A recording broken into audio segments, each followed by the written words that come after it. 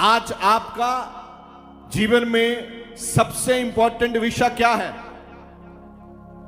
प्रभु मेरी प्रार्थना, बोलो तो सही, प्रभु मेरी प्रार्थना, मन से बोलिए जरा। हाँ, मैं क्यों बुलाता हूं? मैंने काफी बार बोला है, आपकी टंग से प्रभु का वचन टच होना चाहिए। अगर आपकी टंग, आपकी जीभ से, आपके होंठों से प्रभु का वचन टच नहीं होता, वो कार्य नहीं करता, एक्टिव नहीं होता। वो प्रभु का अनुग्रह मांगता है। देखिए परमेश्वर उसको आंसर देता है और क्या बोलता है। हाँ, हे मनुष्य के पुत्रों, कब तक, द्वारा द्वारा पढ़िए, हे मनुष्यों के पुत्रों, हे मनुष्यों के पुत्रों, महिमा का अनादर होता रहे। कब तक मेरी महिमा का अनादर होता रहेगा? ले लो उत्तर, पकड़ो। परमेश्वर देखता है तूने जो अनादर किया है। मैं आज देख रहा था सुबह जब प्रार्थना शुरू हुई तो 500 से ज्यादा लोग नहीं थे। प्रार्थना के समय प्रार्थना में ना आना क्या है ये? पहले तो ठंड थी, धुंध थी, अब क्या है? अब समझो उसी समय भी ठंड और धुंध का, फॉग का एक बहाना ही था। हम परमेश्वर को सीरियस नहीं लेते, हल्का में लेता है।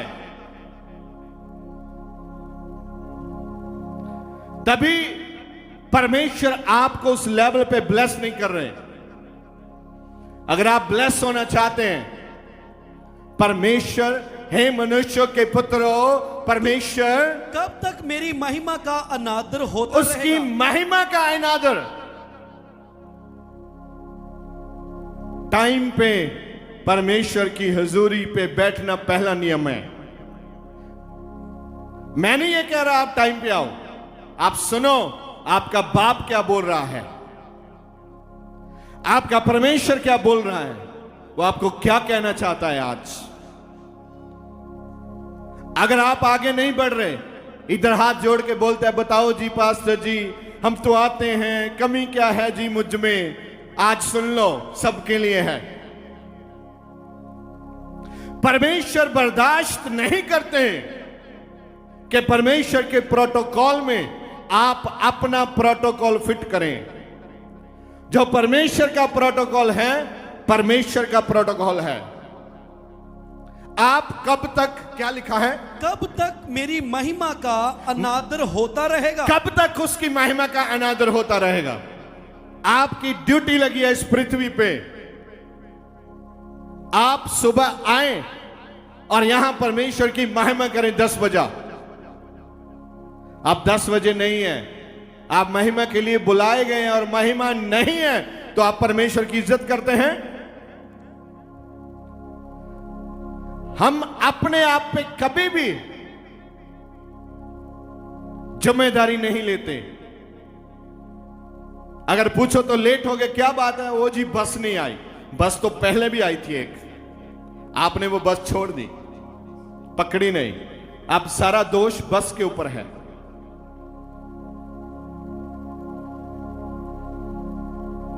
उसका वचन मानने से आपको जीवन मिलता है, ध्यान रखिए। पढ़िए एक बार फिर। हे मनुष्यों के पुत्रों, हाँ हाँ, कब तक मेरी महिमा का अनादर होता रहेगा? कौन परमेश्वर के पुत्र हैं और कौन मनुष्यों के पुत्र हैं? दो बातें यहां। जो परमेश्वर के पुत्र हैं वो परमेश्वर के वचन को, एक एक वचन को मानते हैं, एक एक वचन को पूरा करते हैं और पूरा करने में लगे रहते हैं।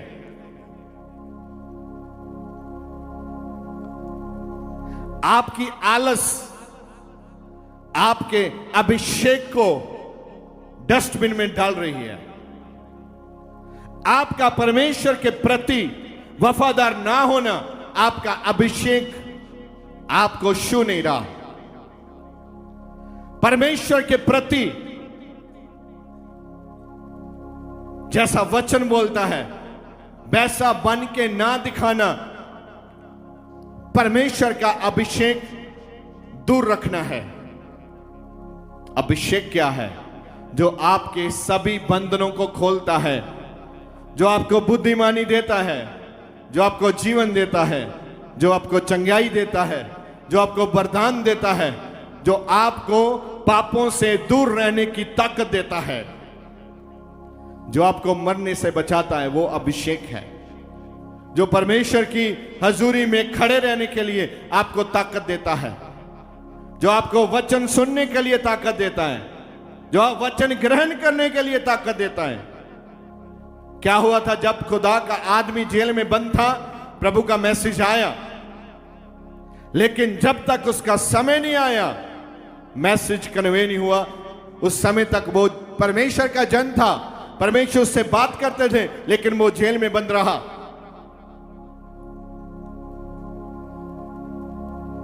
जब टाइम आया, उधर उनके मस्तक से परमेश्वर ने बुद्ध खोला और बोला, हाँ हाँ राजा साहब, वो जेल में जो है ना बंद, बोला जल्दी लेके आओ। जल्दी पकड़ा, उठाया, खींचा, उसको धोया, नहाया, कपड़े बदले, चेंज किया, उसको बोला राजा जी ये। उसने बोला मैं तो उसी समय आपको बोला था यार, राजा को जाकर बोल देना मेरे विषय में मैं जेल में बंद हूं, ईमानदार हूं। लेकिन उन्होंने नहीं बोला, क्योंकि उसका जीभ बंद था, बोलने नहीं दिया गया उनको, क्योंकि समय नहीं आया था। अब आपका समय आ चुका है, नहीं बोलोगे नहीं खुलेगा, नहीं मांगोगे नहीं मिलेगा, नहीं ढूंढोगे नहीं पाओगे। आपके हाथ में है, आप उस स्थान पे हैं जहां आप मांगोगे मिलेगा, ढूंढोगे पाओगे, खड़खड़ाओगे तो खोल दिया जाएगा। लेकिन आप यहां मेला देखने के लिए आया है तो बात अलग है, लेकिन आत्मिक लेवल पे आगे बढ़ने के लिए परमेश्वर की हजूरी में आया है तो बात अलग है। मनुष्यों के पुत्रों, कब तक मेरी महिमा का अनादर होता रहेगा? कब तक मेरी महिमा का अनादर करोगे आप? पूछ रहा है, जवाब दो। आज कितने साल हो गए आपको प्रभु के साथ रिश्ते में? क्यों परमेश्वर का वचन आप मानते नहीं है? बताओ उसे। आज पूछ रहा है वो। आपके सभी सवाल एक बोर्ड पे चिपका दो और अपना परमेश्वर के साथ जो वचन है उसको इधर चिपका दो और देखो क्या है।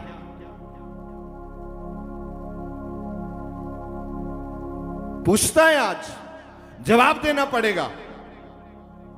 तुम क्यों मेरी विधियों को मानते नहीं हो? क्यों तुम आलसी हो?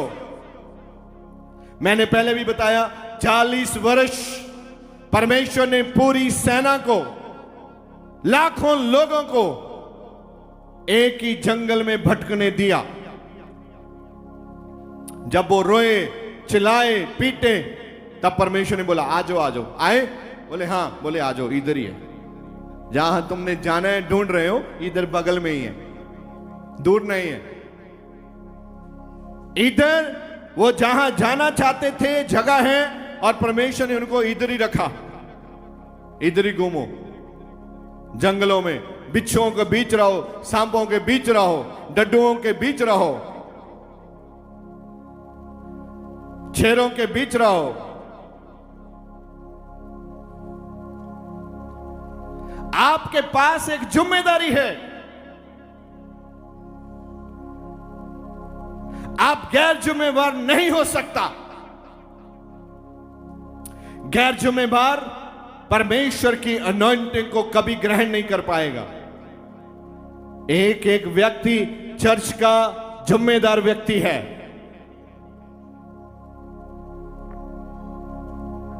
सबसे फर्स्ट है परमेश्वर का अभिषेक। जब तक आपके ऊपर अभिषेक नहीं है, आप किसी काम के नहीं हैं, किसी भी काम के नहीं हैं। भले ही आप चर्च में हीरो हैं, अच्छी बात है, लेकिन अभिषेक नहीं है, आप जीरो हैं। पढ़िए आगे। तुम कब तक व्यर्थ बातों से प्रीति रखोगे? हाँ, आप क्या करते हैं? व्यर्थ बातें करते हैं कि नहीं? बोलो। चर्च में बैठकर भी आप व्यर्थ बातें करते हैं।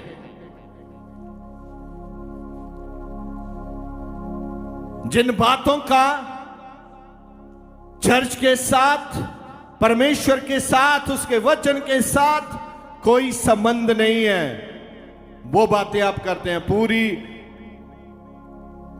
जर्नी में, रास्ते में आप बातें करते हैं वो वाली बातें। इधर आकर भी निराश है वो। पवित्र आत्मा आपसे निराश हो रहा है आज और आपसे सवाल कर रहा है, कब तक करते रहोगे? जिंदगी का एक एक दिन कीमती है, आप इसको बर्बाद मत करें। परमेश्वर के ज्यादा मत करो। जितना बोला गया सुन रहे हैं, जितना समझा रहा उतना तो कर लो। आप तो उतना करने के लिए भी रेडी नहीं है। अगर आपने बाइबल से पढ़ के, ढूंढ के करना हो तो सच जानियो, आप डिप्रेशन के शिकार हो जाएंगे। इतना वचन भाबरे, इतना वचन भाबरे, लेकिन वो निकाल के लेके आता है, आज इनको कौन सी फीड देना है। मां छोटे बच्चे को जब बड़ा करना चाहती है, ध्यान रखती है, रुको रुको, अभी बाद में काम करूंगी, पहले इसको फीड देना है, अब इसको बनाना देना है, अब इसको ये देना है। वो क्या देते हैं? स्टार्टर नहीं, क्या होता है वो? सैरालक। क्या बात है, मिस्त्रियों की भाषा आ गई मेरे मुंह में। सब मां जानती है क्या देना है, ठीक है? इसी प्रकार पवित्र आत्मा, परमेश्वर एक मां की मानिंद आपकी सुरक्षा करता है। एक मां की मानिंद आपको बढ़ाने के लिए वो वचन लेके आता है हमारे द्वारा, ताकि आप एक पावरफुल व्यक्ति बन जाएं। आत्मा को ग्रहण करें, पवित्र आत्मा को ग्रहण करें, अभिषेक को ग्रहण करें। पढ़िए। तुम कब तक व्यर्थों से प्रीति रखोगे? कब तक व्यर्थ बातों से प्रीति रखोगे और झूठी युक्ति की खोज में रहोगे? झूठी युक्ति की खोज में रहोगे। क्या होता है जब आपको कोई पूछे उधर, भाई साहब आज लेट क्यों हो गए? हाँ, लेट हो गए आज। क्यों? कोई ना कोई दिमाग में विचार आएगा, बोल देंगे। कोई भी आ जाए बोल देंगे। आपको भी मालूम है झूठ बोल रहा है, जो सामने खड़ा उसको भी समझ आता है जो झूठ बोल रहा है, और जिसकी हुजूरी में बोल रहा है उसको भी समझ आ रहा है कि ये क्या बोल रहा है।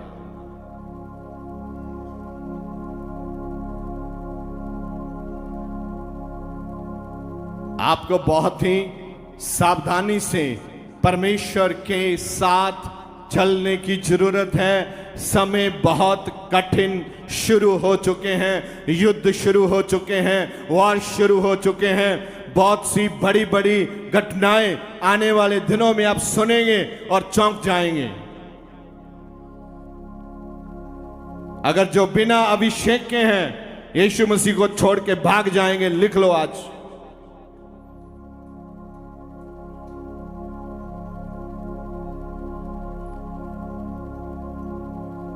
जब एक परमेश्वर का जन पहाड़ पे था,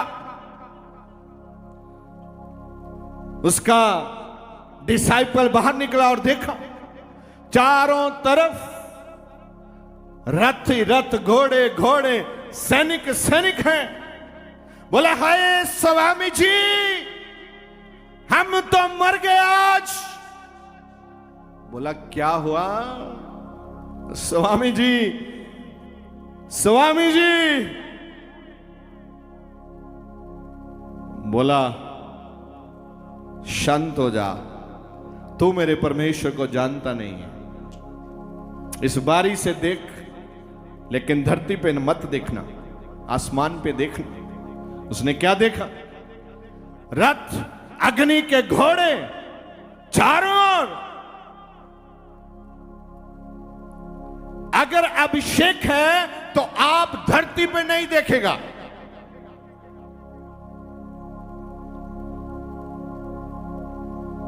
अगर अभिषेक नहीं है आप धरती पे देखेगा। और जो धरती पे दिख रहा है, चल रहा है, वो आपको दिखेगा। लेकिन अगर आप अभिषेक के नीचे हैं, आपको परमेश्वर वो देखने नहीं देगा।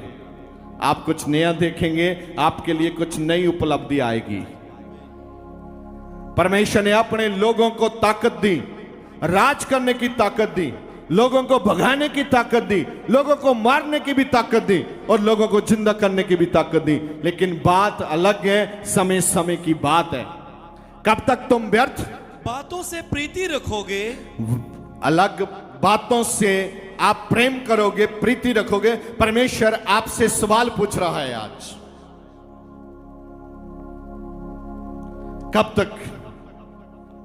आगे, झूठी युक्ति की खोज में रहोगे, ये जान रखो। कब तक झूठी युक्ति की खोज में रहोगे? ये लेकिन चल क्या रहा है भाई? ये झूठे विचार क्यों आप ग्रहण करते हैं और प्रकट करते हैं? इसमें बात क्या है, भेद क्या है? शैतान आपको धरती की जुक्तियों में उलझा कर रखना चाहता है, क्योंकि अगर आप धरती की जुक्तियों से मुक्त होंगे, आप स्वर्ग की जुक्तियां समझना शुरू हो जाएंगे।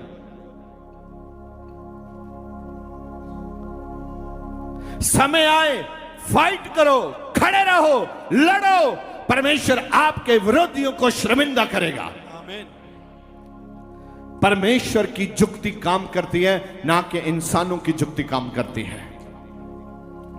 बाइबल में एक भी नबी की मैंने देखी नहीं उसने जुक्ति बनाई और कामयाब हो गया। परमेश्वर ने नई जुक्ति डाल के दी वहां, बस उन्होंने विश्वास किया। परमेश्वर ने ताकत भी दी, जीत भी दी और जुक्ति भी दी। और आज वो आपको ताकत भी देना चाहता है, युक्ति भी देना चाहता है और जीत भी देना चाहता है। आमीन बोलने वाले? आमीन।